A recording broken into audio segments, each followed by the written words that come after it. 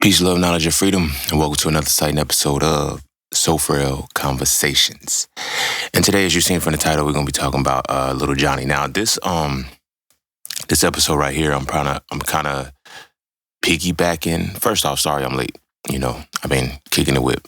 Can't folk and shit. So it hasn't been easy finding the right space and time to actually get this done. So hopefully we rocking out today. But well, not hopefully. You already got the episode. But yeah, I wanted to piggyback off of the law of attraction with this one because I was talking about how the law of attraction was at play, and I made reference to Little Johnny and Behold the Pale Horse book, whatever the case may be, where they were saying if you put Little Johnny in front of the TV, basically in so many different words, they were saying if you put Little Johnny in front of TV, you can use the 12 laws of the universe to manipulate his reality. Now, I haven't gotten all the way to the other 8 just yet. So we're still on the first 4 of divine oneness, vibration, correspondence, and attraction. Of course, attraction and repulsion. But I feel like this ties in to the Little Johnny image because as black men, black boys, but before we're black men, we're black boys. And when we're black boys, we're being conditioned and programmed to see what gets respect. As you always hear me say, respect is to men what love is to women. You feel me? That's just, I don't know, that's just how, I ain't gonna say that's just how things played out, but that's just how our kind of existence works. Women, what love is to women, respect is to men what love is to women.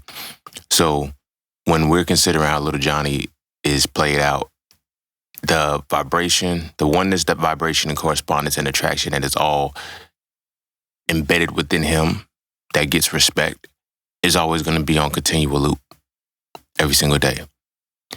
And it's going to develop what he attracts to and also what he repels.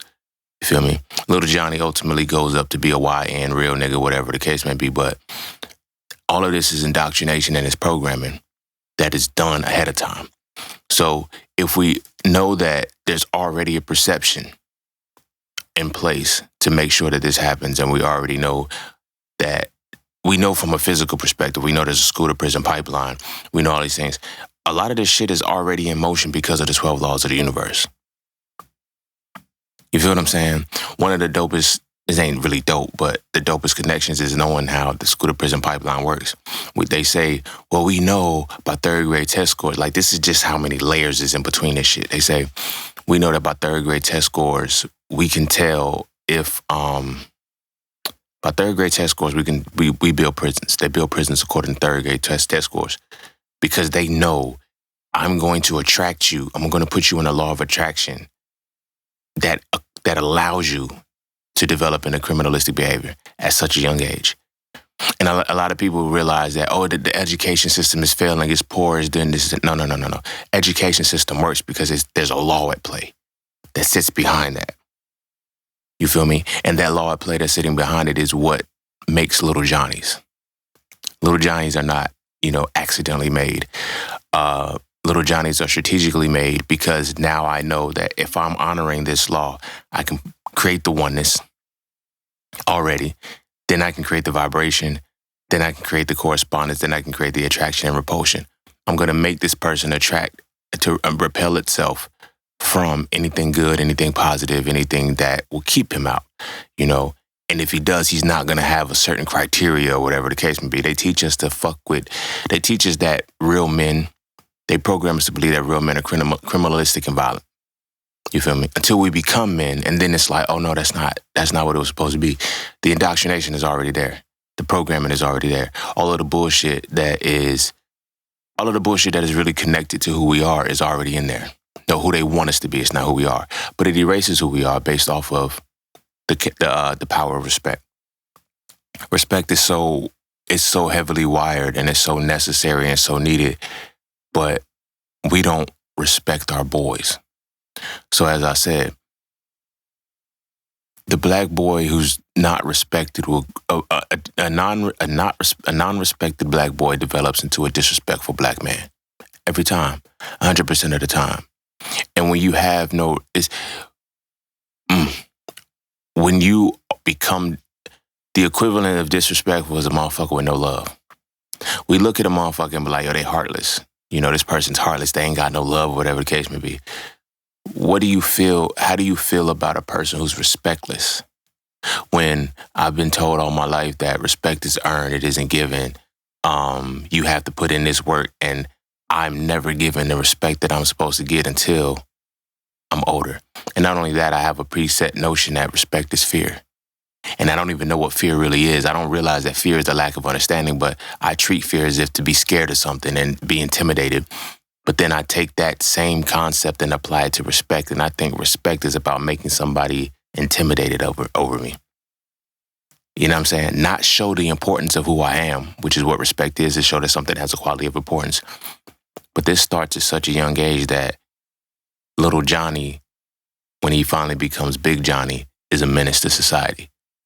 But before we dive heavy into that, be sure to follow me on Instagram at Seen the Light. Be sure to check out my website at IamJustSeen.com to get all things that are just seen. To all those who tip, donate, and sponsor to the podcast, you are greatly appreciated. To all those who would like to tip, donate, and sponsor to the podcast, you can do so by clicking the link in the description of the podcast. Cash App and PayPal are just fine. And as always, you know the vibes. That's that for this and that's this for that. So we're going to take a quick break. And when we come back, we're going to dive into So Frail Conversations. Little Johnny. And don't forget to visit IamJustSeen.com. There, you can get all things Just Seen. You want to add the So Frail series to your library? Visit IamJustSeen.com. You want to learn how to master the markets for serious trading and investing? Visit IamJustSeen.com. You want to get your hands on some exclusive merch like tees, hoodies, coffee mugs, hats, bags? Visit IamJustSeen.com. Are you thinking about transitioning into the plant-based lifestyle? Visit IamJustSeen.com. You ever want to just chat with Seen about anything from simple advice to mentorship? Visit IamJustSeen.com. Anything and everything that is me, you can find at IamJustSeen.com. So take a quick peek into my world to see why being just seen is nothing less but always more. Because you never really know what you need until you see it, and you will never see it unless you visit IamJustSeen.com. All right. Welcome back. Ow. Without further ado, we're going to go ahead and dive heavy into this motherfucker. So, like I was saying, we got the laws of correspondence. I mean, we got the law of attraction at play, but Little Johnny is more so a fundamental piece of all 12 laws, really, but because of where we are. Because of where we are as far as the series goes, and the fact that I needed an episode to talk about, this one fit. So I'm only going to stick to the 4 that I've already gone over. I'm not going to add any. I might add a little bit of reference to the other ones, but especially in Inspired Action, because that's coming up next. That'll be dropping Wednesday. But when we consider the foundation of all of this shit is off of respect, right? First off, when you already program a child, like, we got to look at the whole indoctrination of it. Like, it's easy to create a criminal. Now, when you honor the 12 laws of the universe, and we're just going to use these 4, and I'm not saying all little Johnnies are criminals, but the intention is to create a criminal, right? The intention is to create a criminal. There's a statistic that says 70% of black boys raised of a single mother will go to prison. Now, we can get mad and argue all the day. Well, if the fathers was in the home, if this, that, and the third, if all of that shit, y'all, it's a statistic because statistics represent the efficacy of a system. So rather than saying and looking at it and saying, hey, 70% of black boys raised of a single mother will go to prison. No, there's a system in place to make sure black women become single mothers. Address it right. Because now when a black woman becomes a single mother and she has a son, we already have a little Johnny right there. We have a little Johnny. Now our goal is to make sure that we honor the laws of the universe, to make sure that every law positions itself in such a way that little Johnny never becomes a man. He becomes a criminal. Now, this ain't to say criminals ain't men. By no means is this to say that criminals ain't men or whatever the case may be. And it's not to say that, all men are designed to become criminals.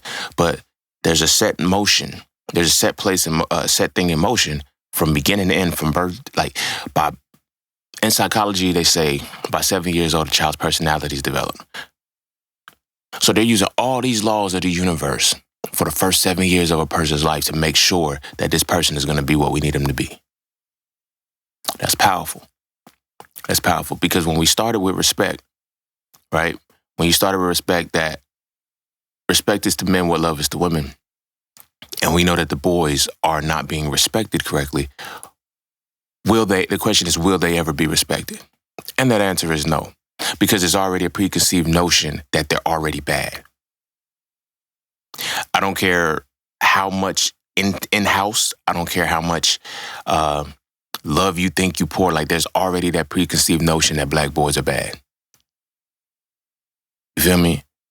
And if they're not bad, it's because they're quote unquote tamed. They're well trained, they know how to act, they got good manners. But the average black boy who has his masculine energy intact, which is analysis and deconstruction, is active as fuck. He doesn't just absorb shit, he's able to analyze and break down shit because he has to experience. That is just natural. But it's that same masculinity that gets killed. Same masculinity that gets killed because you taking away his ability to analyze and deconstruct. And when you take away his ability to analyze and deconstruct, you emasculate him. That's all emasculation is. Emasculation isn't making a motherfucker act like a woman. It isn't making a motherfucker soft. It's not none of that shit. Emasculation is when you take away a man's ability to analyze and deconstruct his world. And then we take it a step further is when you don't respect him for the way that he analyzes and deconstructs his world.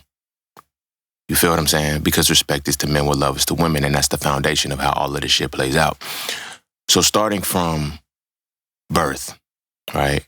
There's only a small window when a boy is quote unquote good.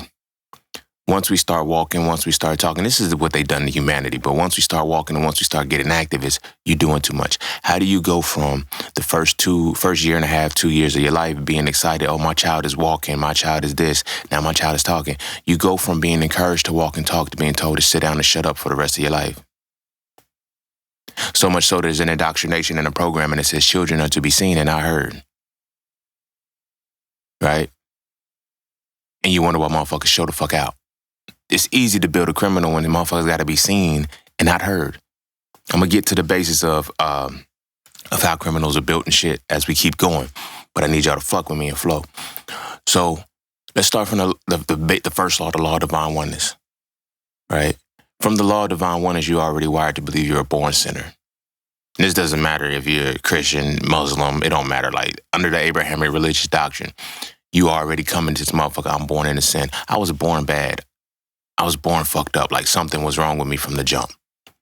Again, more indoctrination to make it appear as if you have to. This is how salvation works. This is how the concept of salvation works. So easy. It's like, oh, you're born fucked up and you got to be saved. Now, think about psychologically what that's doing to a kid who can't really comprehend this shit. Because you got to think about what it's already done to adults. You feel me? They really can't compute this shit. Like, to be told, you know, you're born in the image and likeness of a deity, right? But in that reflection, you're the fucked up version. And you need some sort of salvation to be made whole, to be, you know what I'm saying, wiped clean and shit. That will fuck with a child. Like, it fucks with adults. It'll definitely fuck with a child. This is what I was talking about when I was, I forgot what episode it was, but I was mentioning Bobby's World. How all he has to do is hear something and he creates the images in his head of what it is based off of the information he has. We teach our kids and we yell at our kids and we argue with our kids so much that they know better. Because we gave them instruction or we told them some shit that didn't stick because we never sit and ask, can you consciously form the images that I'm telling you in your head? No, we think yelling makes it easier to listen. No, you can yell, you can argue all you want to. Matter of fact, when you yell, you actually disconnect me from the ability to form the image. You feel me? It's the imagery, right? It's the imagery in our minds that actually dictates whether or not we can comprehend something. Our ability to comprehend. So as a kid, when you're hearing from, like, the indoctrination is so deep that as a kid, you're hearing from your birth to, like, you were born a sinner. Now, you know that you were born a sinner, but every day they remind you what sins are. Every day you're constantly reminded what sins are. We're just going to stick with the law of divine oneness, and I'm only going to break down 4 laws and show how a criminal is fucking made, right? And how it applies to little Johnny. When you're in a space where you're told as a child you're born into sin, Children should not be told this at such a young age, but I gotta prepare you. I gotta cover you with the blood. I gotta do all of this other shit that really has nothing to do with nothing, but you're being indoctrinated at such a young age. Now, you're told you were born a sinner, right? And they may tell you, yeah, you're good because I got you covered. I'm saving this. But every day I remind you that sin is bad. Every day I remind you that you were born a sinner. I don't give a fuck what sins you do. I'm telling you that all sin is bad. I'm telling you everything that you do is a sin. And I'm going to tell you that you can't get right until you convert or you do X, Y, and Z. So now, when a child is always hearing what sins are and they told they are born a sinner, what do you think they're going to do? The mind doesn't work in knots. It only works in being able to conjure what it can envision. You feel what I'm saying? This is why I want to say, I don't remember which episode it was, but it was one of these laws where I was talking about the I am and the you are. Those are the two most powerful phrases in language. Any language, I don't care what language you speak, the intention and what can be conjured with I am and you are is very powerful. From a child, you always hearing you are, you are, you are, you are, you are, you are. At some point, that affirmation starts to stick. And when you have a child, as deities don't speak to us with languages, they speak with images. So when we come into this world, our first form of language is image. This is why babies cry and why they laugh. That's the only way that they know how to communicate until they can actually until they can start slowing the frequencies down enough to learn words. But everything is off image. Everything is off what they see. You feel me? In their physical eyes and in their mind's eye. So when every image that we program them to see matches the ideation that they're a born sinner, what do you think they're going to vibrate to? So much so, what vibration are we going to automatically put them on when we have a preconceived notion that they're bad? And this is not just saying that, we don't think, like, we know we all have a preconceived notion that black boys are bad. All of us. It ain't no mystery. You have to actually untrain yourself, because if you don't, then white supremacy didn't do its job. If you don't, then the education system didn't do its job. So much so that there was a test to see, it was like a digital test. I mean, an eye scanning test or whatever the case may be, to say one of these kids are bad. None of the kids were actually bad, but they're going to say one of these kids are bad and you got to watch them so they don't disrupt. Everybody's eyes kept falling on the black child.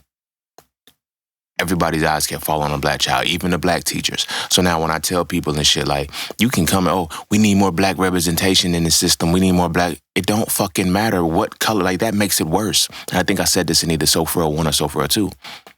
It kind of makes it worse when you talk about the black representation that is a part of the indoctrination. Now that creates an enemy within itself. Because what you're doing to me is what an oppressor is, what my enemy is supposed to be doing to me. But now you put my reflection in that space to do the same shit. So when people say, the system is failing, no, the system works exactly how the fuck it's supposed to work. It targets the exact way it's supposed to fucking target. It's not an accident why this happens this way. You dig what I'm saying? So when we now add that law of divine oneness in that motherfucker with the images they're going to see the images that correlate to what they're programmed to. So not only is the child already being programmed that I'm a born sinner, now I'm being watched as if I'm bad when I don't even do shit. As a motherfucker who got active and shit, like, I was a very, very active child. I ain't even gonna say, I just had a lot of analysis and deconstruction. So I was always talking. I was always asking questions. Like, I always got in trouble for talking. Like, whenever they gave, but my grades were so phenomenal that they would always send a note home. He's an excellent student. He just talks too much. He's an excellent student. He just asks too many questions. He's an excellent student. He's just this. So I'm not a good student then. If there's always an asterisk or there's always a but beside what I'm doing, then that means I'm not doing it right, or I'm not doing it the way you want me to do it. And at some point, it's going to become a problem. At some point, it's going to become a problem. And as time goes on, it eventually becomes a problem. Not necessarily for me, but, over time. And then you start to pay attention to the fact that this is not going to end well. Because now, if their eyes are already watching the black boys, and they're already perceive in a certain way. It doesn't matter what you do. When somebody is already set on what they want to see, nothing else is visible. When somebody's already set on what they want to hear, nothing you can say they'll listen to. I remember I was in the 4th grade. I remember this one, we moved to North Carolina and shit. So by now, I'm dealing with racist people for real. Like everybody, like North Carolina was different. So these 2 racist teachers, like people be thinking like, how can you despise a kid when it doesn't matter what age a person is. It doesn't matter what, none of that shit. If you hate an ethnicity, you hate an ethnicity. It doesn't matter what tier or what rank they fall under as child, adult, teenager, whatever case may be. You hate them all. And you'll treat them all as if you hate them all. So I'm in this 4th grade class, and these 2 teachers just did not like me. And I didn't realize I never felt that level of hatred before. And it's like, I can't do shit right for y'all, but it makes sense under the programming, tying it into the little Johnny shit. You feel me? I remember one time my mom was in a rush trying to get to work or something, so she had to sign my report card slip. So I let her sign it. I took it to her. So I'm taking it to my teacher. I was like, she said, who signed this? My mama? Your mom didn't sign that. All right, yes, she did. Stop lying. I'm not lying to you. My mama signed it. Like, you're trying to break me in front of all of these students, and you can't break me because I was already one of the highest functioning students in the classroom. I made the white kids look stupid in there. You feel me? And I'm saying that because of the connection of how it was. Like, they wanted us to be a certain way. They wanted us to play the back seat. I could never play the back seat when I knew I was supposed to be the driver. The fuck? You feel me? And I gave my people, and just in those moments, I gave my people, and I still do this in real life right now, I gave my people a certain inspiration in that. You know what I'm saying? So it's like she's still telling me, yo, you're lying. I am not lying. My mama signed it. She was like, all right, I'm going to call her. I said, all right, do what you do. Oh, now I'm not getting disrespectful. You disrespected me first. This is what they don't talk about on the boy side of it. It's like, you're not there. Like, people don't get what it feels like to be disrespected and you can't defend yourself. People don't get, like, it's one thing to be neglected. Like, this is what I'm talking about with respect is to love as women. Like, it's one thing to be deprived of love, right? Be deprived of love at such a young age because, oh, you don't know what love is. They'll give you all kind of romanticisms and shit like that. But respect is different, especially when you're actively being disrespected because you're a child. Like, I'm not, like, people will say, you're not, it's like, you don't deserve respect. And we operate under this, like, this pseudo-tyrannical system, you feel me? We treat children as if they don't deserve respect. We treat our children as if they don't deserve respect. So if respect is the pinnacle piece of what it is to be a man and a boy, we don't, like, you got to earn respect. Children just ain't respected. And a lot of times it's because there's a trickle-down effect to somebody who wasn't respected as a child is now putting in, like, I have no reason to respect you. You're a child. If a child tells an adult, you're getting on my nerves, the adult will say, you ain't got no nerves, immediately undermining them. We're wired to disrespect children. You feel me? So I'm tying it back in. So, and it's even worse with the boys because at least the girls still get the love. You feel me? Because respect is to men what love is to women. But when you are watching as a child yourself be disrespected, it's at some point you have to realize, no, I got to say something back. That was my biggest problem. And those are the ways in which, like, people be like, yo, you got a problem with authority. I don't have a problem with authority. Authority's cool as fuck. I have a problem with disrespect. They mask it because when you're so young, they can tell you the words that you're supposed to be saying. Again, you are and I am. You have a problem with authority. I don't have a problem with authority. I have a problem with being disrespected. I have a problem when authority disrespects me. I have a problem when authority abuses its power to disrespect me, and I can't do nothing about it. That's what I have a problem with. I don't have a problem with authority. Authority, they're humans. I have a problem when you start to use your authority and throw it around, and you get disrespectful with it. So this particular teacher, she got disrespectful as fuck. Like, disrespectful as fuck. And it's like, okay, why are you calling me a liar? I'm telling you that my mama signed it. You know why? Because as a black kid, especially a black boy, We know that y'all don't show this stuff to your parents. We know that y'all are going to forge it. I'm not forging any signatures. So she ended up calling my mama. No. I think my mama wrote her a note. I told my mom when I got on, I was like, yo, this lady can't fuck with me. She called me a liar, basically, blah, blah, blah. And it's like, my mama was like, all right, so she wrote her a note. And then my mama wrote a note. So she tried to play my mom. So I think it's very unprofessional for you to say, she said, I think it's unprofessional of you to call my son a liar. Like, I signed it because it's 10 to 3rd until we get there the next day and shit. And she's had a little somber look on her face like, my bad. But she wouldn't apologize. She wouldn't apologize for calling me a liar after I told her I wasn't lying. You feel me? I'm showing the seeds of how this anger starts to develop within us as boys. We get disrespected and they don't apologize. Motherfuckers just kind of move on like, that's what was supposed to happen to you. Because of what I thought supersedes what you really are. Feel me? Now, mind you, it's 4th grade, right? And I was already supposed to be in the AG classes, advanced gifted or whatever, academically gifted.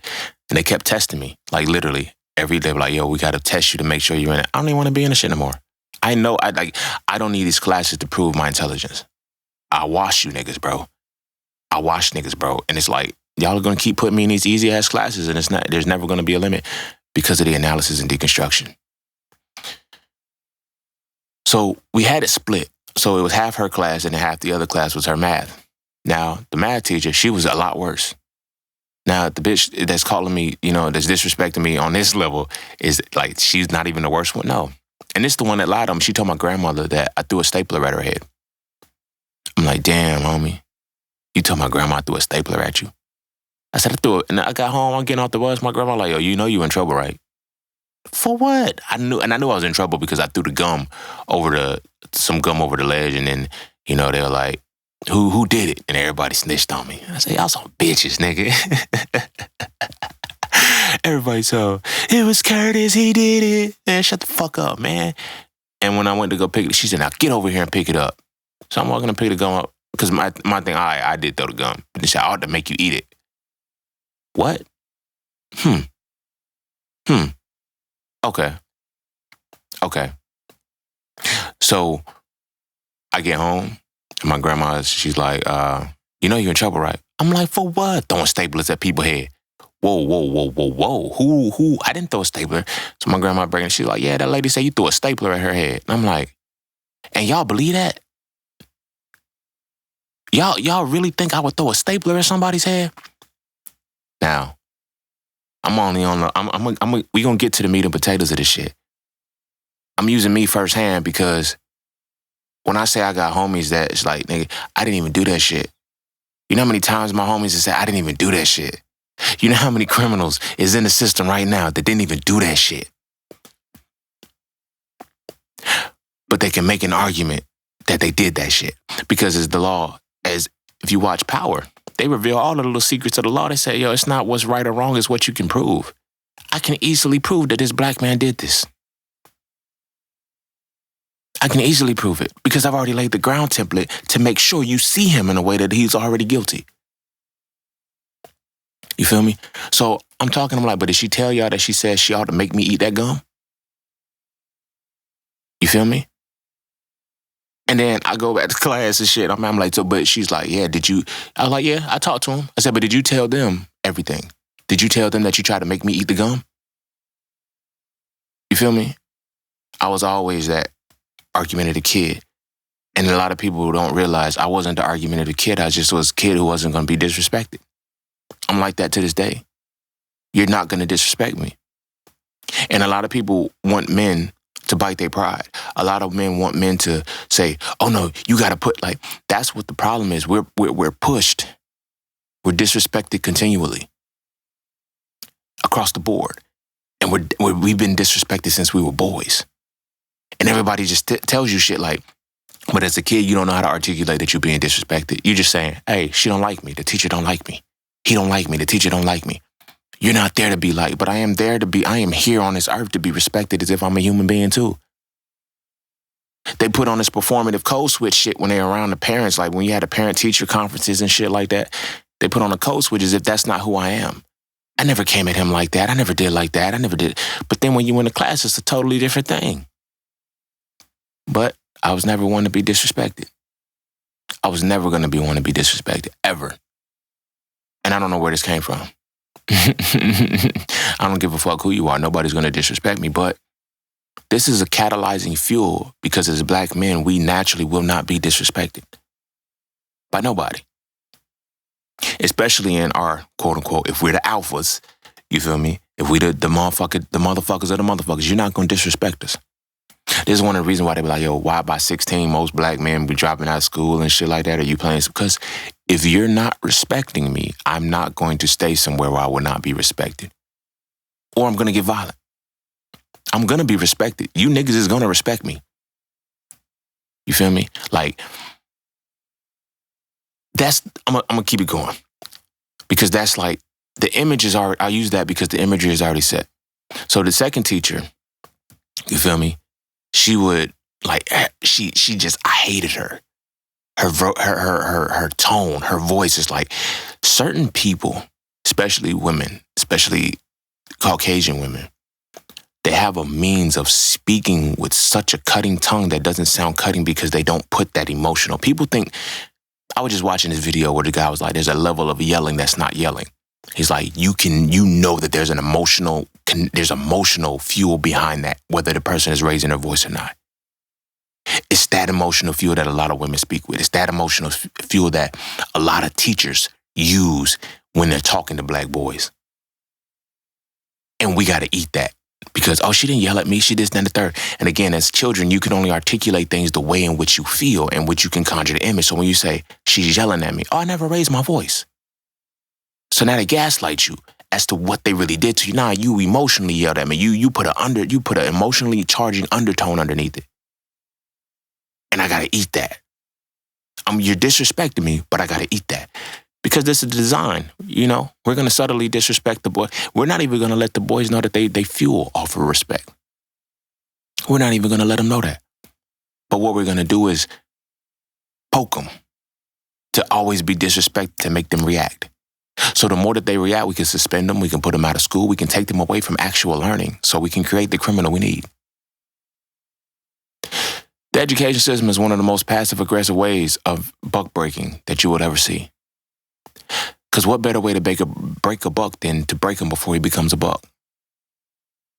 Feel me?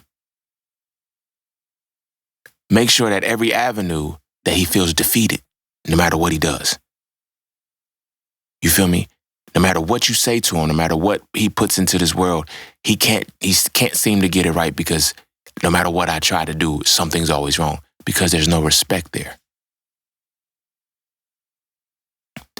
If a motherfucker don't respect you, it doesn't matter what you do. You can perform as much as you want to. You will not gain that respect.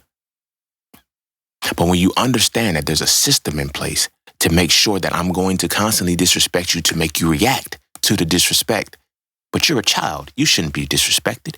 You're a child. You don't have any merit or any right to be disrespected. You feel me? Or to respond to disrespect that way. But we're already going to put the shit in motion. So again, I use those examples of those two teachers because that's when I first actually felt it. But then it made me observe, it's like, has this already been happening to me?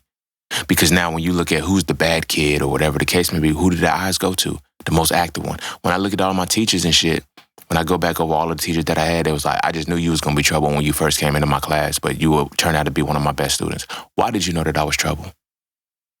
Well, because the teachers talk. So when the teachers talk, your last teacher, oh, you got to watch out for this person because he's going to be this, that, and the third, and I get in your class and it's like, wow, you surprised me. I don't know why. Because what people don't realize and people don't accept is that a lot of the shit that makes us bad students, we was catalyzed into. A lot of shit that makes us overactive students, that makes us the motherfuckers that was the problem, we were catalyzed into because we was disrespected. Imagine being in a position where you're disrespected all your life. By everybody. I don't think people realize that, and it's a trickle-down effect. I don't think people realize that effect that it has on black boys. So now when y'all hear me say when a black boy is not respected, the black woman is not protected. Why would I protect you? Why would I protect our culture? Why would I protect anything that always disrespects me, that I always have to continually earn respect for, and everybody automatically sees me in a way that I'm not to be respected? That's just the law of divine oneness. Because it creates an image that you're bad. You're bad. How many times, go on social media when people put their kids in there, put their kids up there. You feel me? And read the comments. Read the comments when you see black boys. Oh, he looked bad. I knew he was going to do something crazy. I knew. Those are just reels. Those are just small videos. On social media, a lot more people are comfortable projecting how they really feel. They wouldn't say it in real life, but a lot of people are more comfortable projecting how they feel in real life. Read some of these comments. That person looked bad. I knew he was going to do some shit. I knew he was going to do some shit. You already knew. So if you're already moving, you're moving at a vibration in which you're dealing with. You're moving at a vibration, code of correspondence and all this other shit, where you already perceive that this black boy is bad. You don't got to know him. All you got to do is see a 30-second clip, 15-second clip. I was just posting one.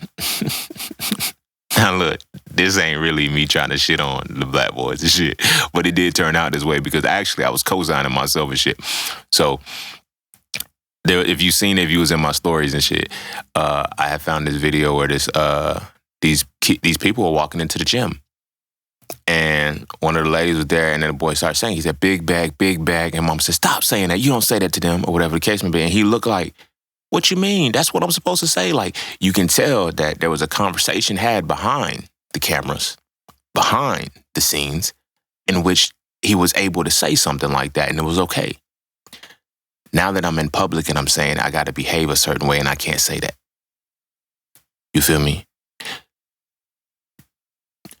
Children don't have the same barriers that the adults have. But the reason why I said that was because, I'm going to get to those 2 points, but the reason why I said that was because I said that's Ray energy. Because that's some shit I would have done as a kid. I wasn't trying to be rude. I was trying to be disrespectful. I was looking at the situation as which I knew how to identify it. She got a big bag. Like, you feel me? I don't know what I was watching as a kid, but we was in public or something. I was young. I had to be like younger than 5, I know for sure.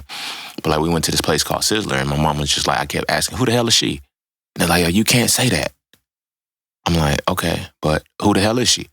Like, I don't know where I heard that from, but I knew that there was association. This is what you say when you're trying to identify somebody. You feel me?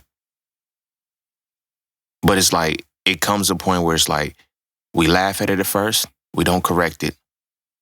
And I think this is where the problem is, because we always say, oh, you laugh at it first, and then but it's not about laughing at it first and not correcting it. We punish for it. We don't correct for it. We punish it. And that's when the respect starts to be like, I'm mirroring you, and you're punishing me for what you're doing. You feel me? And that's one of the things that our boys do. The girls do it too, but this is so real conversations. You're going to mirror what respects you. You're going to mirror what disrespects you. And you're going to mirror it in the way in which that it gives to you. Everybody says, oh, don't match energy. No, you're wired to match energy naturally, because you're going to say, oh, this is what we on. You feel me? We're wired to match energy because in our space it's like, yo, nigga, this is what we about to be on. For real. Okay. Because if we're going to get disrespectful, we're going to get disrespectful. But again, because the boys don't understand that it's disrespect at such a young age, they just think, oh, this is an authority figure. You're supposed to respect them, and they're not supposed to respect me. You're a child. How many times, my brothers, huddle up. How many times of a kid have you expressed your disdain to something and said, this thing is a problem for me, it doesn't respect me, or this, and they say, you're a child. You are is a very powerful thing, because now it says you are a child, right? in your mind, you already programmed, and you're now visibly seeing the image and making the connection. If I'm disrespected, it's because I am a child. And children are not supposed to be respected. And this now translates to when you get older. You don't believe me? Get into an argument with a motherfucker, and what's the first thing you're going to say? Bitch, you ain't talking to me like I'm a fucking kid. I ain't no fucking kid. You ain't going to talk to me like that. You're not going to disrespect me the way you're allowed and you're supposed to disrespect kids. And nobody ever makes a connection that, yo, we're not supposed to be disrespecting kids. But we do, because they're kids. You're a child. You can be, how a child now perceives it is, you're a child. You should be disrespected. You can be disrespected. Some people have children solely to disrespect them, solely to make them slaves that they don't care for. You feel me? So now, this is where our children as a whole get fucked up, because now they're already programmed to be sinners. They're already bad. You feel me? Respect is to men what love is to women, or whatever the case may be. Love comes with what? Abuse, trauma. You feel me? You get beat by the same people that say they love you. You feel me? They always say, how come when a woman gets in an abusive relationship, she can't leave? Because she was probably an abused child. The fuck? And she was constantly told, oh, I love you. So she's seeing what repeated in her familial structure. Oh, no, that's different. We family. Oh, so because you're family, you can do it. No, same shit with the boys. Why does this man allow this woman to disrespect him? Because he comes from being disrespected and thinks this is what respect is. I respect you because I talk shit to you. Wow, okay, whatever. But it's this connection that starts off that you're not entitled to it because you're a born sinner. You got to be saved first. You got to be saved first. So I'm already going to put you in a vibration and there's nothing you can do to get right. You can't make these solid decisions for yourself. These aren't you. You feel me? So now, the black boy is now put into a space where he's not respected. And he knows he's not supposed to be respected, so much so that he only respects his circle and his friends. You feel me? And I'm going to disrespect you until we become friends. And then even when we are friends, we're going to disrespect each other. This is one of the things that, motherfucker, this is why Drake is suing. Drake is not in the culture, so this is why Drake is suing. You feel me? Kendrick is, I'm going to call him like, no, like once we cross that line, even with your homies, like we slap box, we fight, we did all this shit. But when we roast each other, nigga, you might think, if you from the outside in, you might think you really might think we hate each other. You really might think we hate each other because we pick at points that it's like, I know, like, there's no respect there. There's no respect. Because you're not supposed to be respected because everybody we're wired for this shit. We're wired for this shit. So by the time we're teenagers, oh, nigga, I'm going to get mine. Now, when I tell you, you feel me, from So Frail 1, you either got to have hands or you got to have hoes. Because the programming, Little Johnny, you sit Little Johnny in front of the TV, oh, this is the only way that y'all respect men, black men. I got to be slanging dick, I got to be womanizing, and I got to be beating motherfuckers up.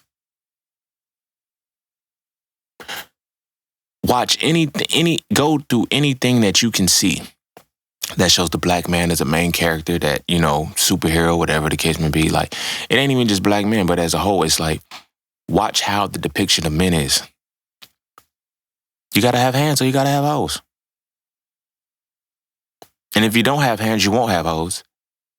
You feel me? And you don't believe me? What's the conversation? Men are supposed to protect and provide. You feel me? Provisions get hoes. Hands can lead to protection. Either you got to have hands or you got to have hoes. So your respect doesn't come until you're able to provide those things. Now, as a kid, I'm being wired early. And I'm going to get into the 70% of, the women and shit. I'm going to show you why the whole relationship structure is shattered and shit. So as I'm thinking, as I'm developing as a boy, I got this sinner's complex and shit. I'm already supposed to be bad and I got to be saved later. From what? I don't know. But, I'm able to go into a school system that's allowed to disrespect me. I can't say shit. The pressure's on me at all times. I'm disrespected at all times. Now, when I tell that I'm being disrespected, the people that I'm disrespected with will tweak it and say, no, that wasn't what it was. You'll gaslight them. You'll gaslight the fuck out of them. And people always talk about, oh, we don't look at the psychological trauma why we allow gaslighting to happen so much and when it starts to happen. A lot of y'all are gaslit because you was a kid early that you knew an adult did some stupid shit like that. You knew an adult did some stupid shit. And when you said, even if they did the stupid shit, that's not what you're there for.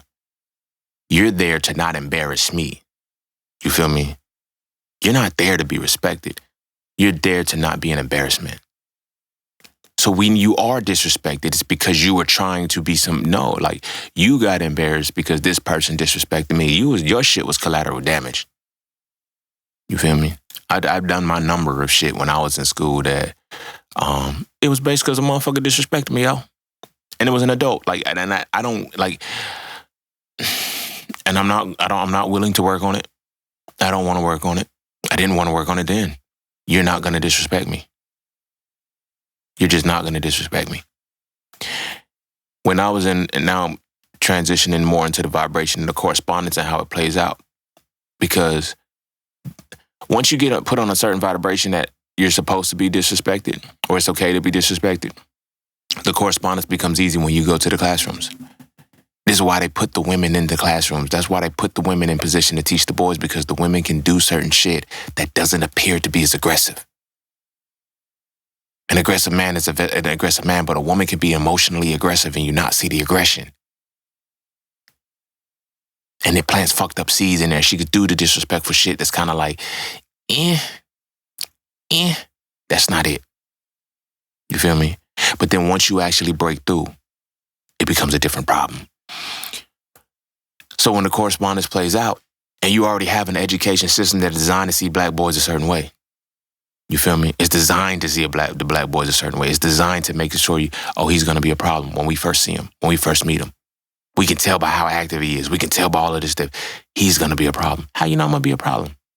Again, teachers have already spoken, school to schools and shit. Like, I had this person in my class, blah, blah, blah, and all that other stupid shit. But even deeper than that, when they first meet you, the expectation is already set there because y'all are all like this. And this is not just the white teachers that feel like this. If you are an educator of any kind, you're going to view this, you're going to have this view. You have to be conscious of it, that you have this view. You have to be conscious of it, that this seed is even planted in you. And then the longer you've done it, nigga, it just get worse and worse. But what I'm saying that is for is because now when you add the law of correspondence into the shit, little Johnny is already set, because now we know, okay, he's like this now, but let's look at the things that he watches, the music that he listens to, the perception of his culture. You feel what I'm saying? What gets respect? You want your son to be an upstanding gentleman. You want your son to be an upstanding, but you're not showing him that an upstanding gentleman is what you fuck with. And this is not just women. This is men too. Like your homies, like when your homies and shit are in close proximity and shit, it's a bunch of real niggas. In the comfort, you feel me? So what you think he's going to grow up to be? What you going to grow up to think like he's going to be respected for? So now we already know we set the criminal element, the thug element, the gangster element. I'm not knocking none of that shit. Because by and large, and where I'm all of those things. But I understand the programming. Like, oh, they made me this way. But it never stopped my intelligence. It never stopped my analysis and deconstruction. I was already there.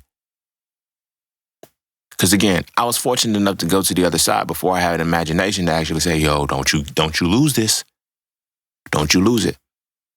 Stand firm on what you believe in and what you understand, and keep going further and further and further. So I'm looking at it and I'm developing and I'm watching how we develop. And we're the little Johnnies. This is all an experiment. This is like, you feel me? How can we make sure that this being is going to be this way? Disrespect. Not only are we going to disrespect him, we're going to put him as a moniker that's like, nobody's going to see you for more than what you are. And then now we're going to put you into a space where motherfuckers are going to disrespect you. We're going to call it authority, but they're going to disrespect you. And you're supposed to take it. Hey, bro, for real though, at some point we gotta stop talking to women about masculinity and start talking to each other about it. And I mean really talk to each other. Not as enablers and co-signers, but as men trying to reach the pinnacle of our essence. And that's what the So Frail series does. So Frail 1 is the definition. So Frail 2 is the acknowledgement. And So Frail 3 is the resolution. If you rock with the So Frail conversations, I can guarantee you will rock with the So Frail series of books. So visit IamJustSeen.com right now so you can add the series to your library. I promise you will never look at masculinity the same again, and you're going to stop wasting your time arguing with women about it. This is a conversation that men need to have between men, and it's time we start having this conversation now.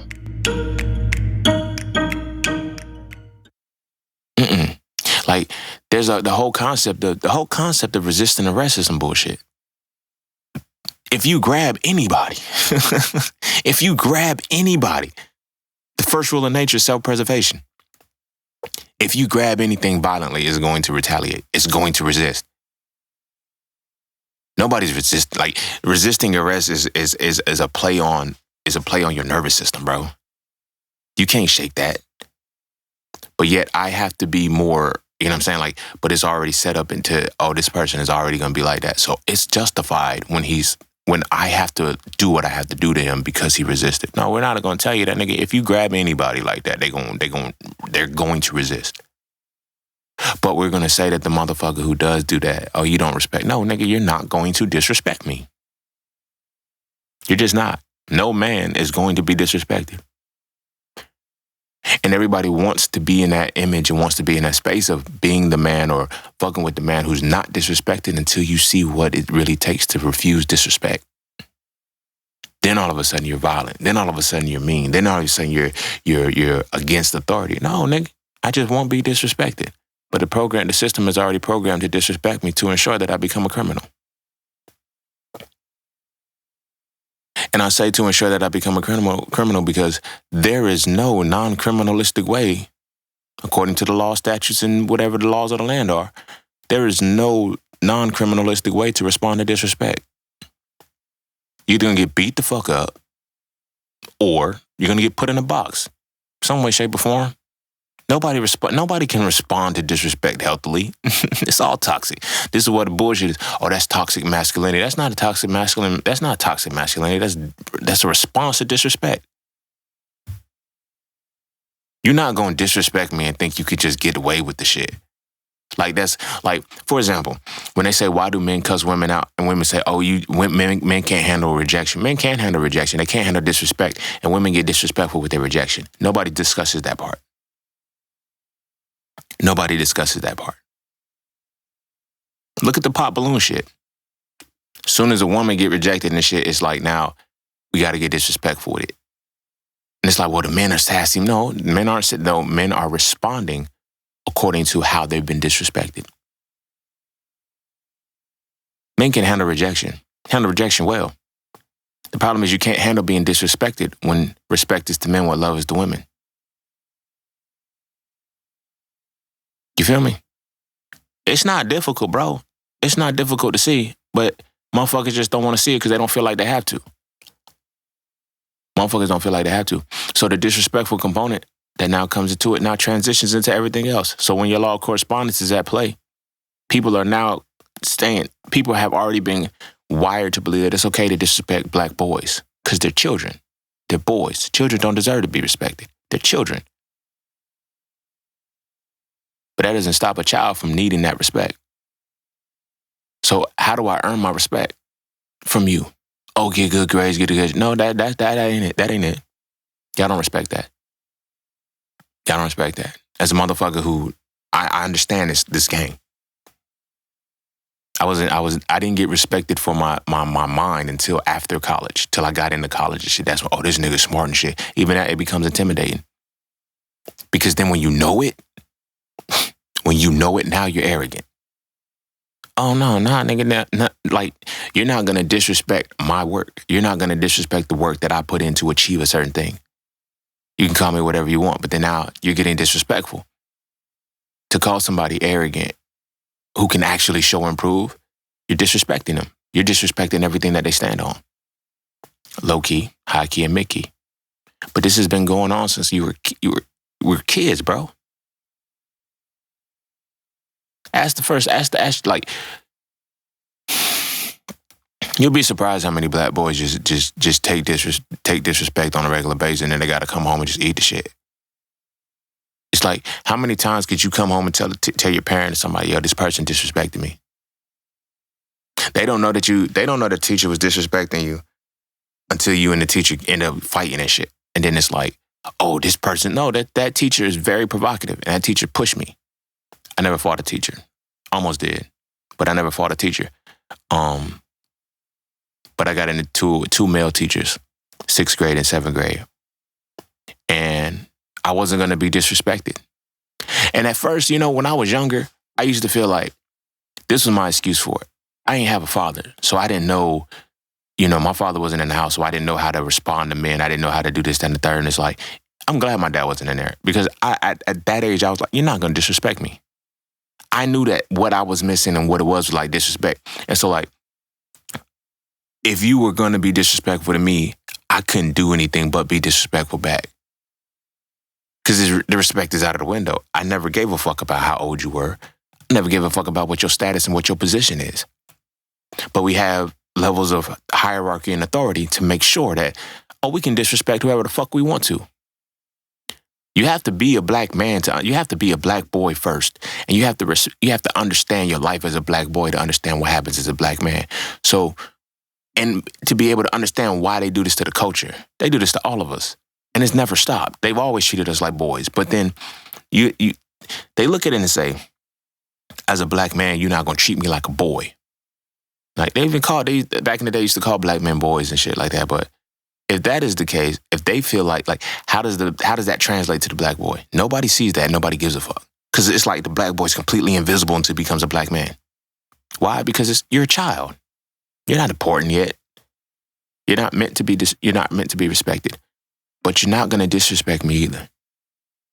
You feel me? So now when I talk about the law of correspondence at play and it being so ingrained, like, you have this system. We're going to go to the education system. We're going to, you're going to graduate. You're going to become a teacher or whatever the case may be. So within the teaching system, within just everything, now you're going to teach a kid that you already fear. You already know is going to be a problem. When I was in the 6th grade, that's when I got my first male teacher. My first male teacher. And this is going to come back because it's talking about the little Johnny shit. His perception of me was already fucked up. And we got into it because every time he would, write me up, I was always fucking with his nephew. Not fucking with him, like trying to pick on him and beat him up. Like, we would be trading Pokemon cards, we would be talking, but I was talking with his nephew. You feel me? Oh, I'll deal with him when he gets home. When we get home, I'll talk. No. At here, you're not his uncle no more, bro. You're his teacher, just like you're mine. And that's when it started again, because favoritism, and when you see favoritism, that's a form of disrespect right in your face. You feel me? And if you feel disrespected, because it's like, no, nigga, like, you're disrespecting me at this point. It's deeper than you not liking me. You're disrespecting me because I'm getting written up for the same shit that he's not. Nah. So I never forget, like, I had a discipline assignment. He said, you're going to write a page. I said, if your nephew ain't writing it, I told him straight up, like, I told him straight up, bro. I said, look, if your nephew ain't writing out of the dictionary, I'm not writing out of the dictionary.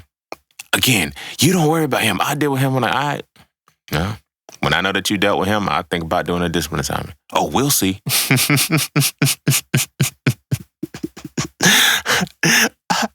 I remember that day like it was crazy. I remember that day like, bro, let me tell you, because I never forget it.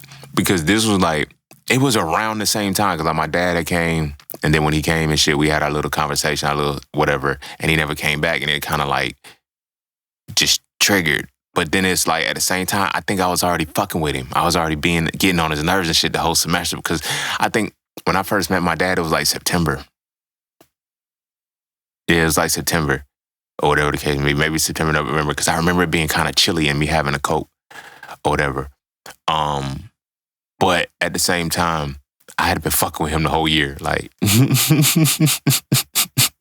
but I wasn't fucking with him. But it's like, the moment you disrespect me, I ain't got no respect for you. You ain't got to disrespect me one time for me to not to fuck with you no more. And it's a friend, family, foe, or hoe. Like, you disrespect me one time, I'm not going to fuck with you no more. You feel me?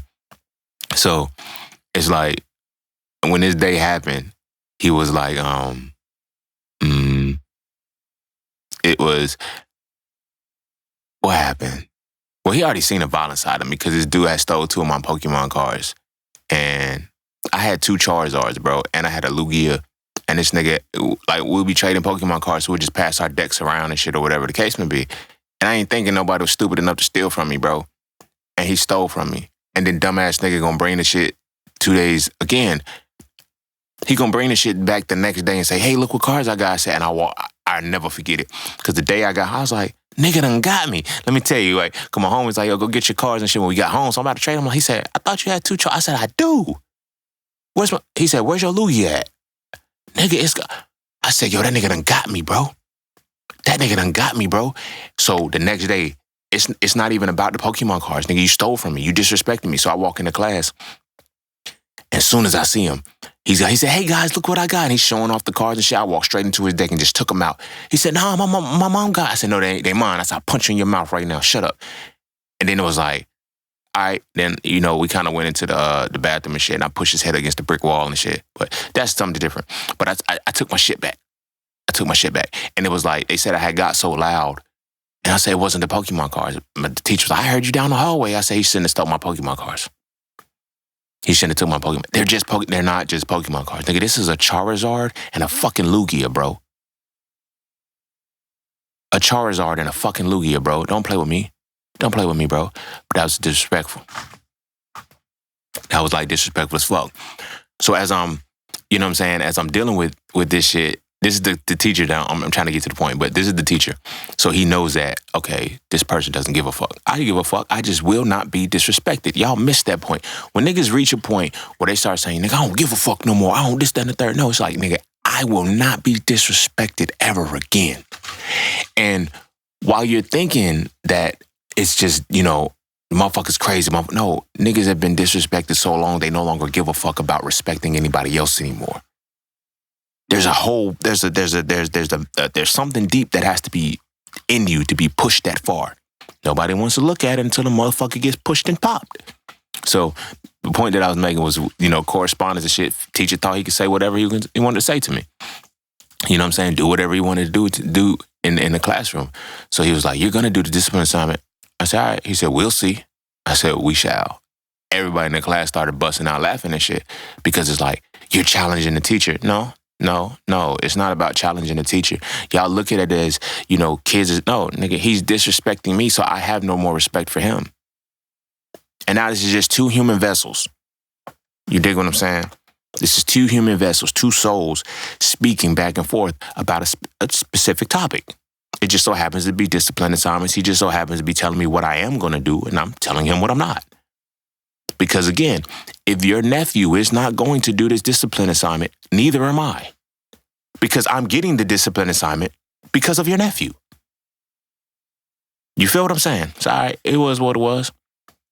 Came back the next day. So you got because I was supposed to write half a page, I was supposed to write 1 page of words out of the dictionary. All right. So I come back the next day. You got your discipline assignment? How I laugh now, I laughed in his face. I said, you thought I was playing?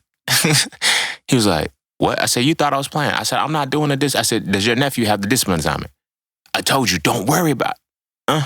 If he's not doing it, neither am I. I get rolled up, go to the office, right? No, he didn't write me up yet. He said, okay. Now you have 2 pages that you got to write, and you will do them. I said, all right, we'll see. I go to my desk, because I walk in straight in the class. I go to my desk and shit. Now I'm doing my work, minding my business, chilling. You feel me? Bell rings, switch classes, blah, blah, blah. Go home, come back. You have your discipline assignment? I laugh in his face again. This is the second laugh. It's a whole week of this. So just follow the story. So this is the second laugh. I said, no, man, I don't have it. And I said, I'm not going to do it. So at this point, he's like, all right, now you have 3 pages. I walked to my desk. Okay, whatever. At this point, nigga, you not getting it. But now it's starting to change in me. Because now you're abusing your authority. And now you're getting it's already been disrespectful. But now I'm now seeing what you're trying to do to me. This is when it becomes emasculating. And it's crazy because it's like, I low-key, I knew what emasculation was before I even knew the word. You feel me? Like, I didn't realize that certain shit just wasn't gonna fly with me. So, next day come in. By this point, I think I got like 4 pages. You feel me? So, at this point, I walk in and he looks at me. I look at him. He says, do you have your 4 pages? And I looked him straight and I said, no. And I told you, I'm not doing it. And he says, okay, we'll see. I said, we've seen this whole time that I've not done it. So I get wrote up. Finally he writes me up for insubordination and disrespect because of the way I said, I've told you I wasn't going to do it. And it's like, he's been disrespecting me this whole time, but I can't write him up, but he can write me up for the shit. All right, cool. So I go to the office. When I go to the office, something that I've learned, and this was wild, it's like, it'd always be, now I'm going to say that for another day. I'm going to say that for another day for real. But I'm in the office, I'm with the assistant principal, Ms. Knight. And she's like, you know, she's a black woman. I guess she was trying to save me or whatever. Whatever. She was like, so I hear that you didn't do a discipline assignment. I said, nope. And she said, and you told your teacher that you wasn't going to do it. Yeah, I said, I told him I wasn't going to do it. So I don't know why there's a shock. Like, he should have wrote me up a couple of days ago because I already told him that it wasn't going to happen. And then she's like, and then there's disrespect and insubordination. I said, there was no disrespect. I didn't disrespect him. I spoke to him the way he spoke to me. That's when I started to pay attention to shit. She was like, well, you're a student. I'm a human first. You're not going to talk to me any kind of way and think I'm not going to say anything crazy back. You feel me? You're just not going to do it. And I can never play the game. I just couldn't do it.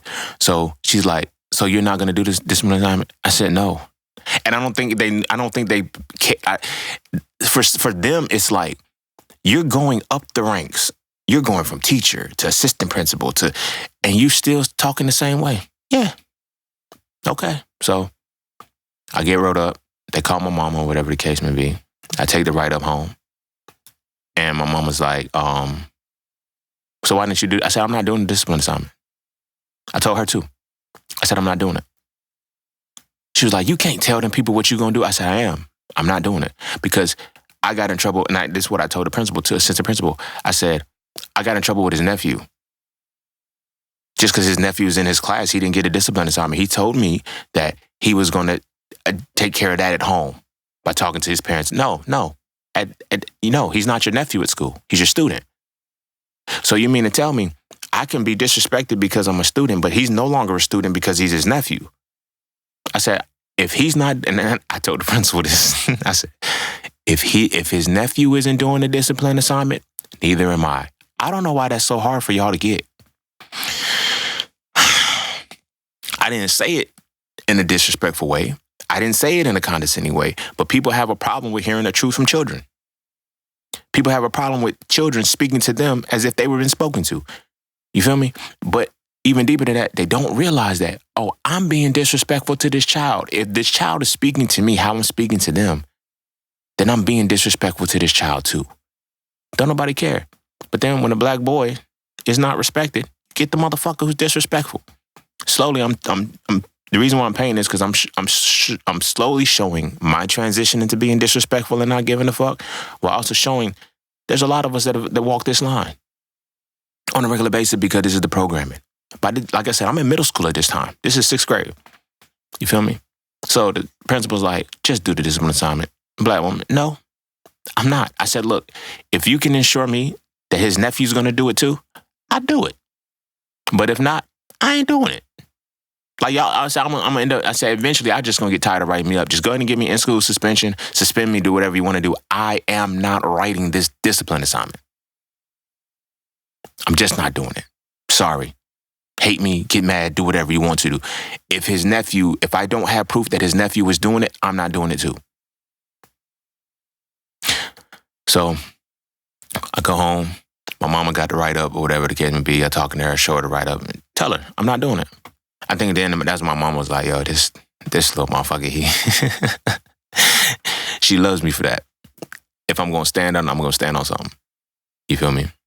Like it don't matter what it is. Like that's why it's like it may hurt her, but it's like, well, nigga, when you walked away from med school, because you want to be proud of your children, but at the same time, you still proud of your children because it's like, if anybody gonna stand on something, he gonna stand on it. You feel what I'm saying? If it ain't right for me, it ain't right for me. I don't give a fuck. No amount of money, nothing can make me get in a space where I'm gonna do something that's against me. You feel me? So I go to class or whatever after the write up, and I tell my mom I'm not writing it. She said, just no, I'm not doing it. I'm not doing it. So we go back to so I go back to class, and the teacher, he's looking at me. Did you write it? No, you thought I said. I said, you thought a write up was gonna scare me into writing it? And he was like, he gave me a squint, like you ever looked at somebody and like, yo, how dare you? Like that's how I felt he looked at me. He wouldn't say it, but it's like, how dare you? How dare you speak to me like that? And I was like, is your nephew doing a discipline assignment? I don't know what the principal said. Maybe they went down to talk to him, whatever the case may be. But I'm sitting down. He said, man, and he's laughing at it. But he's like, man, my uncle gave me a discipline assignment. I said, you gonna do it? He said, yeah, man, I got to, man. He's gonna tell my mom, and then my mom's gonna take away this, that, and the third. And it's like, all right, cool. So we went home. Now, mind you, I still didn't write. Let me tell you why I still didn't write it yet.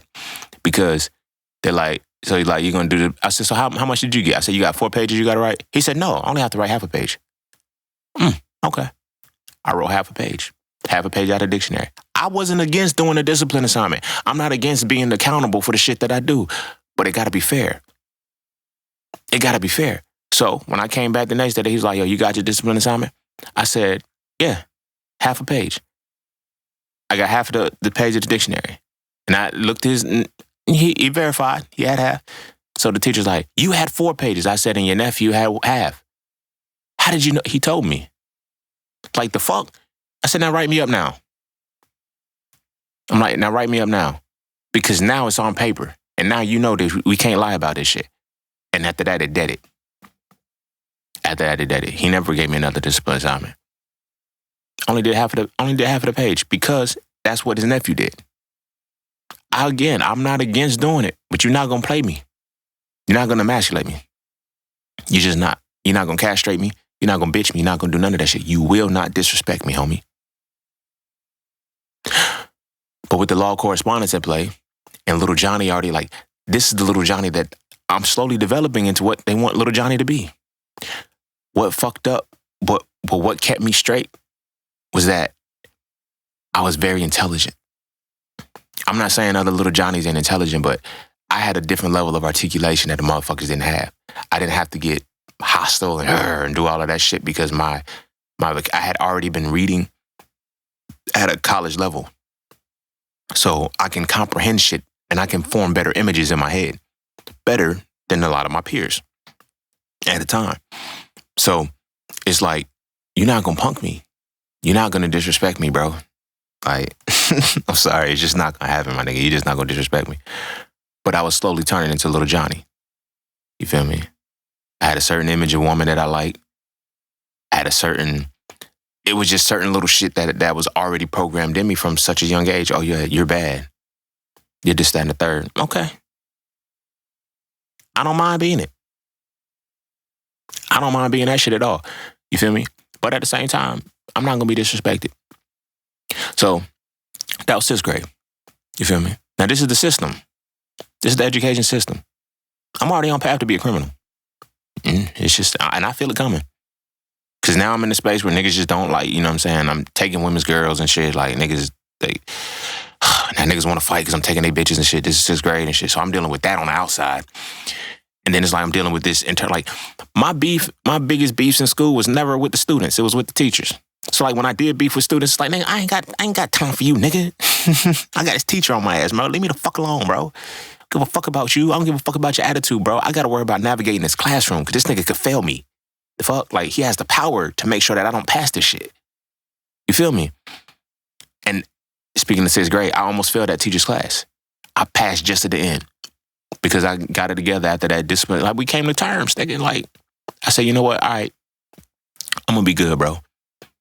I'm gonna be good. Because you know, that's when my behavior really changed, because I was like, all right, I see what it is. I got to play this game, but these niggas is disrespectful. So, again, the law of attraction plays out. Law of repulsion plays out. Law of correspondence plays out. Law of vibration. I'm now in a space where little Johnny is now being created in the system. Every day you get a little Johnny that's being created in the system. Now the question is, does he really become a little Johnny? Because if he becomes a little Johnny, he's going to be a criminal. But if he doesn't become a little Johnny, he's no longer going to be himself. He's no longer be able to support his people. He's no longer going to have the inkling to even want to be around his people.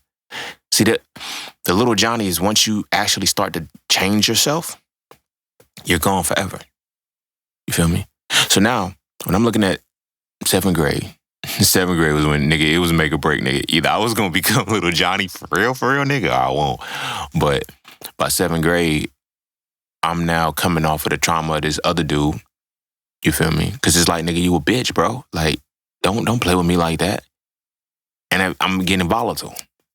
I told my mama when we moved from California to North Carolina, I wasn't going to fight in school no more. I used to fight all the time in school when I was in California.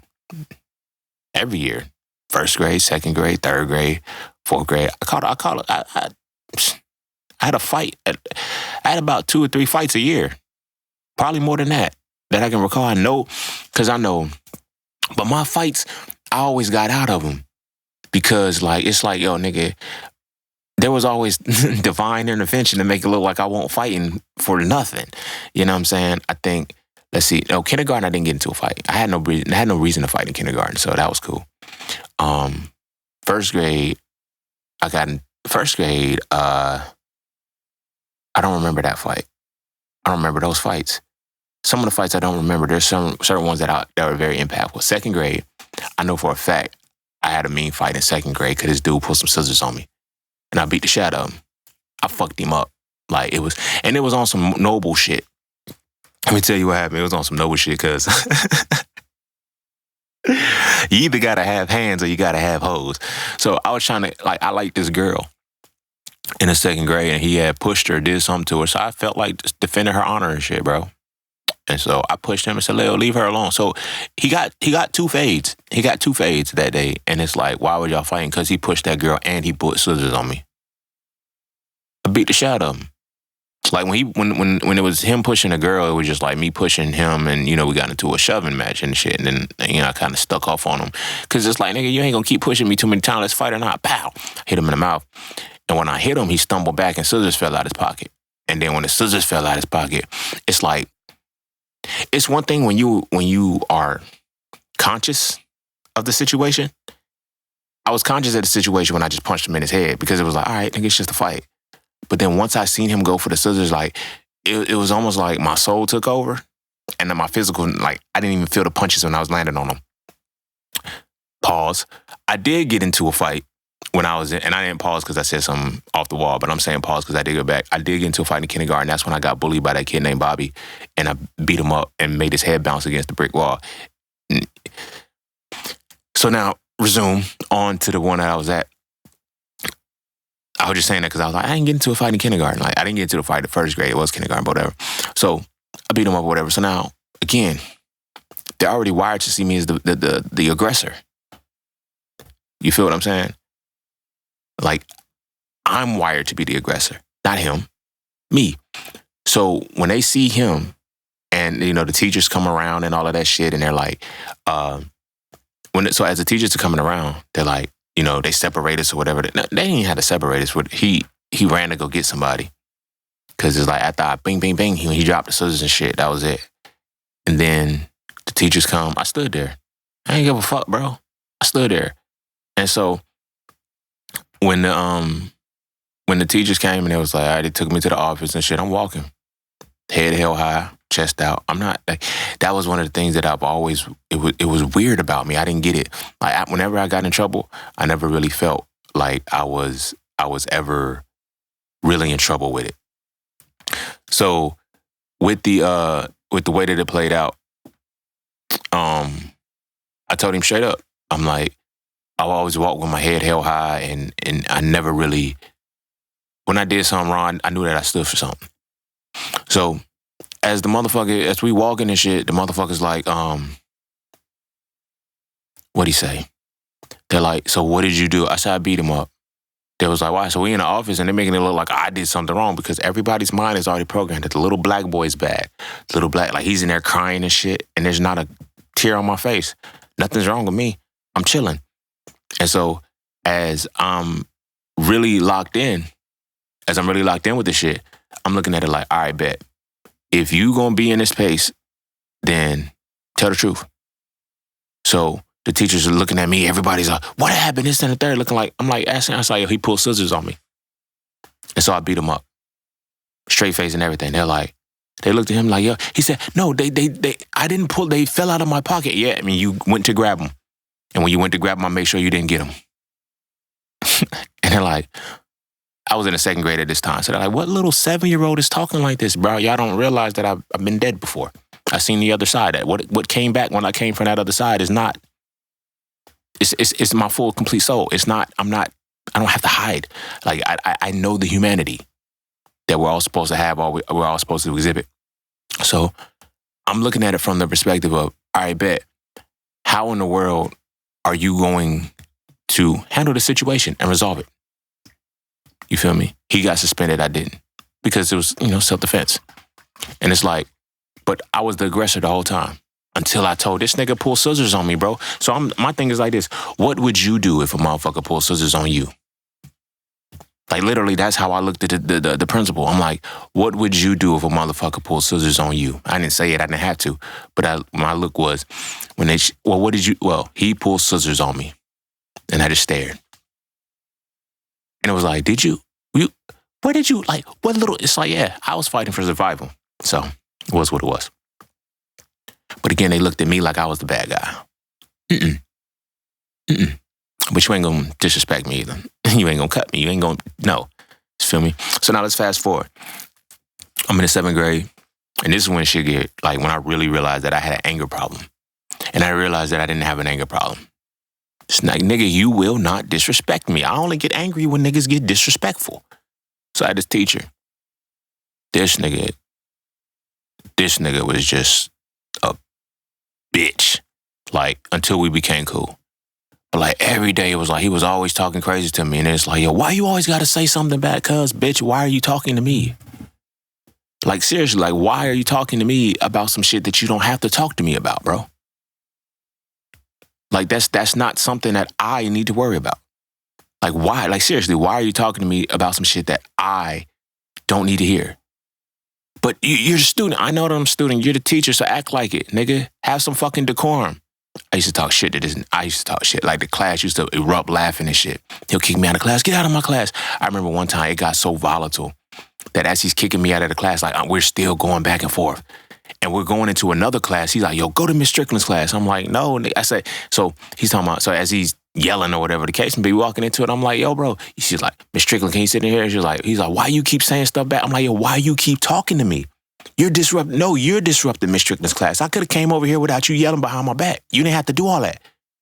So then the bell rings. I go get my stuff. Then Miss Strickland was my second period. So I go to Miss Strickland's class. She said, what is with you two? I said, look, he keeps coming at me. I'm minding my business. I'm doing all kind of stuff. And it got to a point where it's like, why are you doing this to me, bro? Oh, I want you to come play football. This, no, it's different than that. Like, what is wired within you to come at us black students like that? He was Italian or whatever the case may be. It's like, what are you? Because, man, I'm only hard on the kids that I really like. No. Y'all are trying to break us. Nobody wants to acknowledge that that's what it really is. Y'all motherfuckers is trying to break us and we won't break. And that's where the biggest problem comes in. Y'all are really trying to break us. And it's deeper than that because y'all are trying to break us before we become men. So we'll always have that trauma of being that little disrespected boy and we can never grow up. Because what happens is when the boys are not respected, they become to be disrespectful men. We fuck up our own communities. We fuck up our own cultures and shit. So as I'm dealing with this motherfucker, and it's like, we finally have a heart-to-heart after he got me set up because I punched a white kid in the face and shit. And I got sent to the office. Everybody trying to be sympathizing for him. I say, yo, he pushed me first. It's like, well, why did he say? Cause he told me to pick up some paper clips and I didn't. Well, you shouldn't have told him. I said the teacher told me to pick up the paper clips. Like I was told it. Like, so I was fucked either way. Cause if I wouldn't have did it, I would have got insubordination, whatever the case may be, and then I ended up punching him and shit because he pushed me after I told him to pick up the paper clips. That was just one instance of me, like, you know how many black boys get set up on some bullshit like that?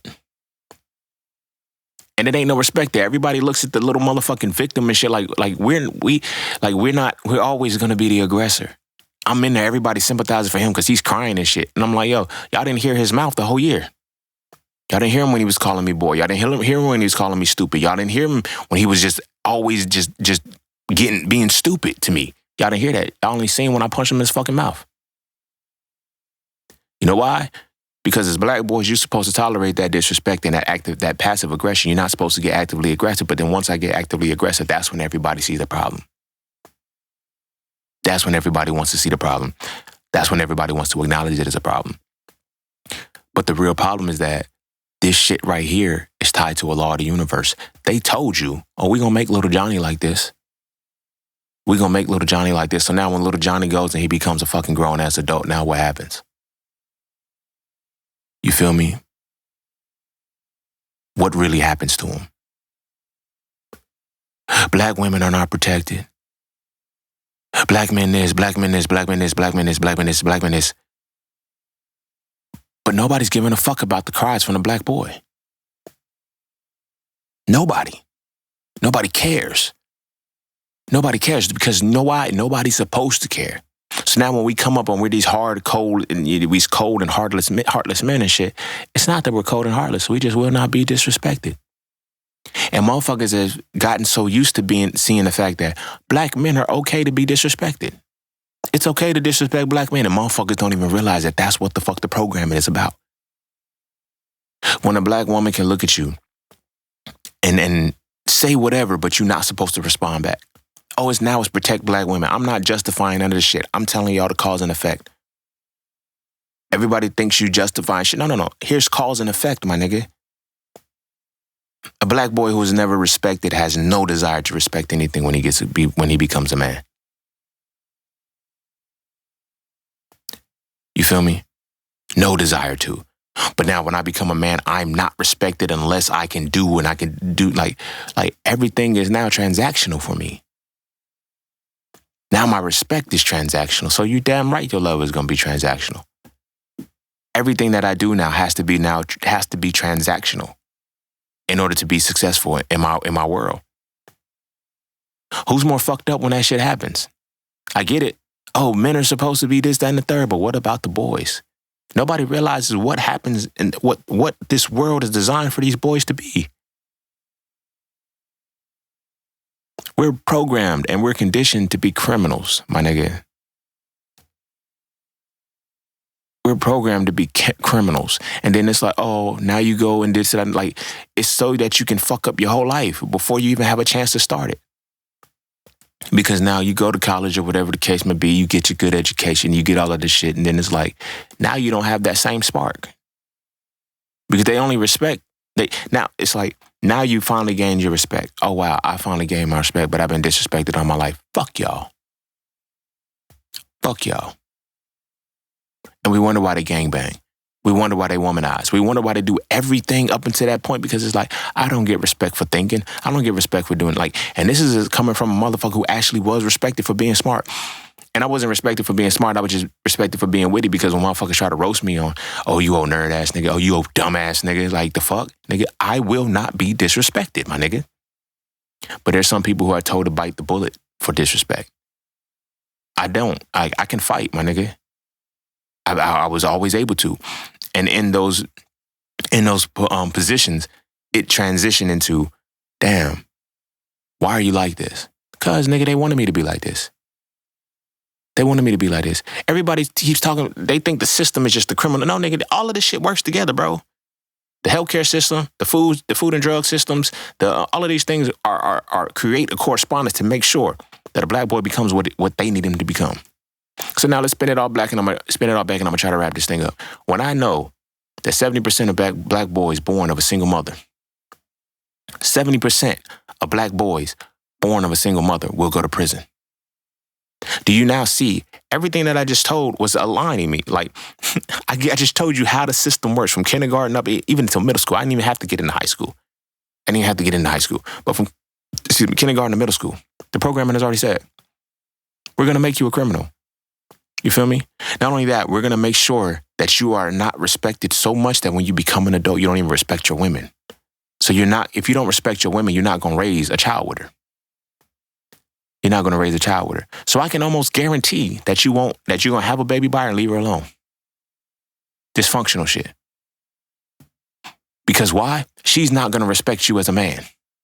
Regardless, we've already programmed her not to respect you because you don't have anything. You don't have anything of value, quote unquote, that she can deem as worthy. But yet she's going to lay on the back for you. She's going to lay on the back for you, and she's going to have your baby. Because that's a whole different program, and we're just talking about little Johnny right now. And then as it develops and as it plays itself out, you're going to end up destroying the very family structure that you made. So because I know that you're going to become a disrespectful man because you're not a respected boy, I can tell that your woman is going to disrespect you too. And now that you're a man who can't be disrespected, you're not going to fuck with her. If you do stay with her, you're going to emotionally damage her. You're going to fuck with her emotionally, which is going to fuck with the kids either way. We're going to get 7 out of the 10 black kids in prison the way we want them to. You feel me? But we just now know that how can we make a woman single? We're going to make them strong, independent. They don't need a man. Then we're going to make sure that they view the man disrespectfully. Boom. You see the law of divine oneness. You see the law of vibration. You see the law of correspondence, and you see the law of attraction. Because I'm so used to being disrespected as a black boy, now I'm going to attract disrespectful love from a black woman. Because if I'm raised of a single mother, chances are she disrespects me because she has to assert her dominance. Niggas be like, that's why I be wondering, they be like, how can a black man raised of a black mother disrespect black women? Your answer is in your question. But even deeper than your answer being in your question is because there is actually a system in place to make sure little Johnny develops into this type of man.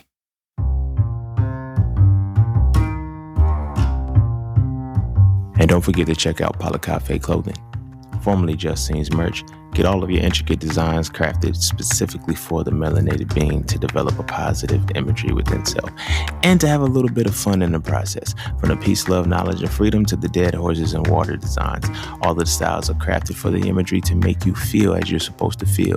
Because as I always say, the best way to fit in is to stand out. And what better way to stand out than with your exclusive styles from Cafe Clothing. All right. I'm going to go ahead and end it there. Yeah, man. That's how this shit play out, bro. Like, I don't think y'all see this shit. This is little Johnny, my nigga. Like, a lot of us know that we're in this space of this little Johnny shit, but we just don't know that we're the little Johnnies. Because this is the culture. Like, they created a culture for us. Like, and we think this is our culture. You feel me? We got to really step into a space like, all of this shit, I'm telling y'all, I don't be bullshit when I say you want to change the black community, start respecting black boys. Everything, the domino effect, it'll be what it is. And respect black boys for being who they are. You feel me? We respect black boys for having hands, having hoes, being homosexual. That's it. And the homosexual men get more respect from women than the other realities of a man. And again, ain't nothing wrong with homosexuals. If that's what you fuck with, that's what you fuck with. But when it starts to trickle down into a boy's psyche that I'm only going to be respected if I'm doing this, what do you think he's going to become? In some way, shape, or form. But then when I tell you that there's 3 types of men, the heterosexual man, the homosexual man who likes vagina, and the homosexual man who don't, all of that shit makes sense. It's easy. But this is because of the indoctrination. We got to get to a point where if we target respect early, and we target the perception of respect because we know that respect is to men what love is to women, we can control the black boys however we want them to. We can and women be thinking, oh, I can I'm going to raise my son. He can be, no, your son's going to, he can't. If you don't know how respect is wired into men, you're not going to raise the son the right way. He still needs that man to isolate that reality of respect, but that man has to get respected accordingly. But we have to get to a point where we respect our boys in not a way that they have to earn it, but understand that it's something that is be defaulted, because respect is to show that something has importance to it. You feel me? We stopped doing that. And I ain't gonna say we stopped doing it, we just never did the shit. Because we didn't know to do the shit. You feel me? And then not knowing to do the shit, we still now entertain ourselves, we teach ourselves, we move in a way in which, we move in such a way in which our people have no respect for black boys. And as the old African proverb goes, a child not embraced by the village will burn it down to feel its warmth. And they keep telling us, well, black men are to black people what white people are to black people. That's not the case. A disrespected man, a disrespected boy has grown up to become a disrespectful man in a world where everybody disrespects him. Fuck all y'all. People don't understand the phrase, like the utterance of, I don't give a fuck. It's, I've been disrespected for so long, I don't give a fuck about respecting nobody anymore. What we really have to do is lock in with our boys, bro. Lock in with our boys and just show them some respect and not make the respect conditional. And then we have to understand what respect is. We literally, within a generation, I promise you, within a generation, we can change our entire scope of our community, of our people, if we just respected our boys. But you know why you won't respect your boys? Because you've already been wired and programmed to believe that they don't deserve to be respected. Because they're children. You've already been indoctrinated to believe that because they're children, they don't deserve the respect that they're naturally entitled to. And even so, when they demand respect, it's like, yo, you're entitled. You want to be entitled. No, nigga, no, that's not entitled. That's human, nigga. We treat animals with more respect than we treat boys. We treat animals with more respect than we treat little black boys. That's crazy to me. That's crazy to me. You feel me? That's crazy to me. And we wonder why little black boys grow up to be YNs. Nigga, that's little Johnny. That's little Johnny, nigga. And that's little Johnny because they said, we're going to make sure we can get 7 out of every 10 black boys to go to jail for free labor. This is easy. All we got to do is make sure the mothers are single. That's easy as fuck, because respect is to men what love is to women. We know we're going to make sure the women don't respect their men. But in order to make sure that they don't respect their men, we have to make sure that they fuck up the boys first. So now the boys aren't functionally enough when they become men to be respected. Because they've been disrespected for so long. Shit crazy, bro. But I'm going to go ahead and end it there. This one was a little bit shorter because I got tired of the long ones, but I got shit to do outside of this. So I wanted to go ahead and get it done. But yeah, that's little Johnny. I'm going to go ahead and end it there. So go kiss your babies. Make sure they eat the vegetables. And our sons, simple. I've already explained it throughout the full course of this podcast, and I've been on this episode for this run for a long time. Respect the black boys. If you respect black boys, everything else changes. Everything else changes. Like, I promise you, everything else changes. That is the piece. That is the piece. Stop trying to worry about the men. Stop, we can no longer worry about all the generations that keep getting fucked up. We have to start now planting the right seeds to move the generations forward. Fix the black boy. Respect the black boy for things beyond just the bullshit that we want acceptance from white people for. You feel what I'm saying? The moment we can do that and we start, the black woman will be protected like that. And when a black woman is protected, the culture builds, bro. And it builds correctly. But if you're not respecting the black boy, this shit's going to keep falling. Because that's where it starts. So I'm going to go in there, go kiss your babies, make sure they eat their vegetables, and I'm going to see y'all all on the next one. Peace, love, knowledge, and freedom. I'm out.